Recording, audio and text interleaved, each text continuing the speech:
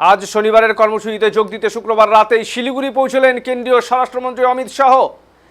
আজ নির্ধারিত সরকারি কর্মসূচিতে যোগ দিতে শুক্রবার রাতেই শিলিগুড়িতে এসে পৌঁছান কেন্দ্রীয় স্বরাষ্ট্রমন্ত্রী অমিত শাহ। তার আগমনকে কেন্দ্র করে বাগডোগরা বিমানবন্দর থেকে শুরু করে শহরের গুরুত্বপূর্ণ এলাকায় ছিল কড়া নিরাপত্তা ব্যবস্থা। বিমানবন্দর থেকে তিনি নিরাপত্তা বলয়ের মধ্যে নির্ধারিত গন্তব্যে রওনা দেন।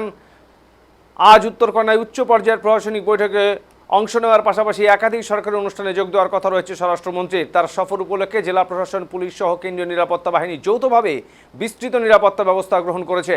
শিলিগুড়ি ও সংলগ্ন এলাকা জুড়ে নজরদারি আরও জোরদার করা হয়েছে যাতে সফর নির্বিঘ্নভাবে সম্পন্ন হয়।